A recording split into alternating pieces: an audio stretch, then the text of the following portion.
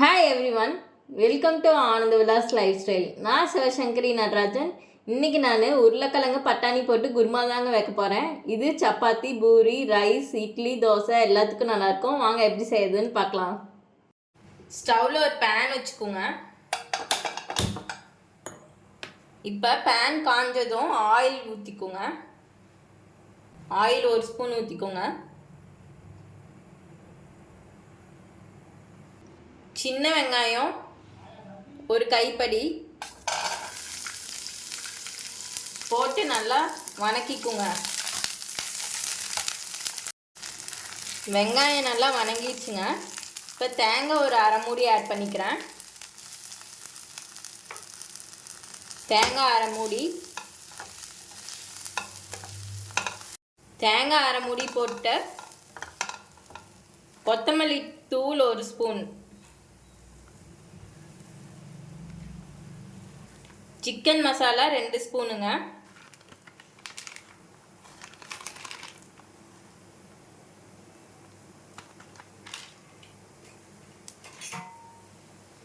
இதை நல்லா ஃப்ரை பண்ணிக்கோங்க, வதக்கிக்கோங்க. இது நல்லா ஆறட்டுன்னு நாம் அரைச்சிக்கலாம் இந்த மிக்சரை. ஒரு பெரிய வெங்காயங்க, 2 தக்காளி, 1 உருளைக்கிழங்கு, இதையும் நான் இப்போ கட் பண்ணிக்கிறேன்.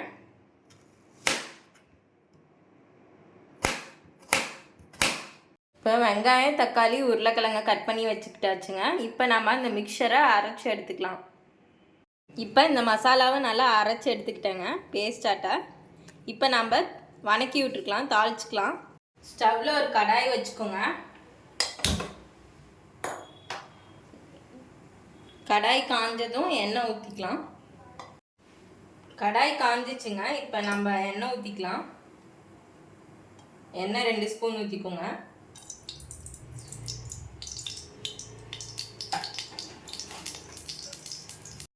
எண்ணெய் காஞ்சிச்சு. இப்போ நம்ம கடுகு போட்டுக்கலாம்.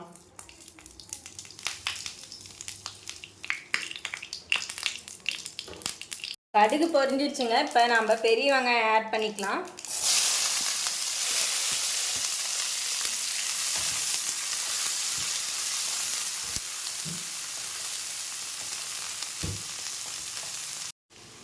இப்போ வெங்காயம் நல்லா ஃப்ரை ஆயிடுச்சு. தக்காளி ஆட் பண்ணிக்கலாம்.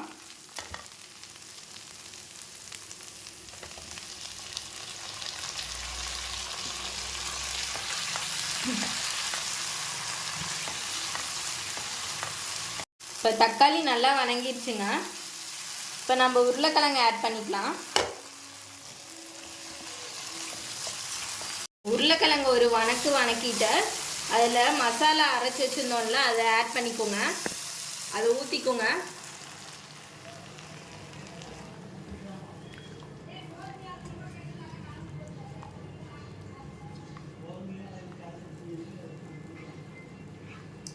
இப்போ நான் 1 கப்பு உரிச்ச பட்டாணி ஆட் பண்ணிக்கிறேங்க. உரிச்ச பட்டாணி 1 கப்பு ஆட் பண்ணிக்கிறேன்.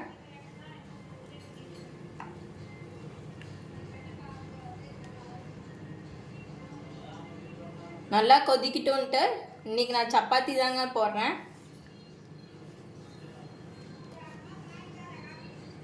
இப்போ வேணுங்கிற அளவுக்கு தண்ணி ஆட் பண்ணிக்கோங்க. நான் தண்ணி ஆட் பண்ணிக்கிட்டேன். இப்போ நல்லா கொதிக்கிட்டோங்க. குழம்பு நல்லா வெந்ததுக்கப்புறம் நம்ம சப்பாத்தி போட்டுக்கலாம். இப்போ வேணுங்கிற அளவுக்கு உப்பு ஆட் பண்ணிக்கோங்க.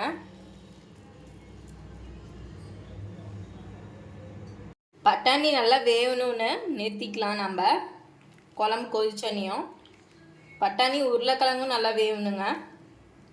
நிஜமாலுமே இந்த குழம்பு சூப்பராக இருக்குங்க. இட்லிக்கு, தோசைக்கு, சப்பாத்திக்கு, ரைஸுக்கோடு நல்லாயிருக்கும். இது சுண்டை வச்சு வச்சுக்கிட்டிங்கன்னா ரைஸ்க்கோடு நல்லாயிருக்கும். மூடி வச்சுக்கலாம் கொஞ்ச நேரம். பட்டாணி நல்லா வேகணுங்க. இப்போ கருவேப்பிலை ஆட் பண்ணிக்கிட்டேங்க நான், நீங்களும் ஆட் பண்ணிக்கோங்க. இப்போ குழம்பு நல்லா கொதிச்சிருச்சு.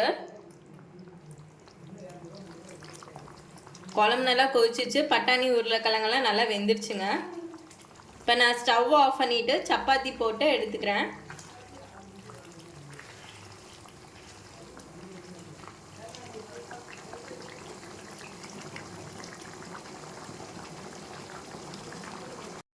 பட்டாணி போட்டு உருளைக்கிழங்கு குருமா ரெடிங்க. இது கறி குழம்பாட்டையே இருக்கும். நீங்கள் ஒரு வாட்டி வச்சு பாருங்கள். இந்த குழம்பு உங்களுக்கு பிடிச்சிருந்ததுன்னா லைக் பண்ணுங்கள், ஷேர் பண்ணுங்கள், சப்ஸ்கிரைப் பண்ணுங்கள்.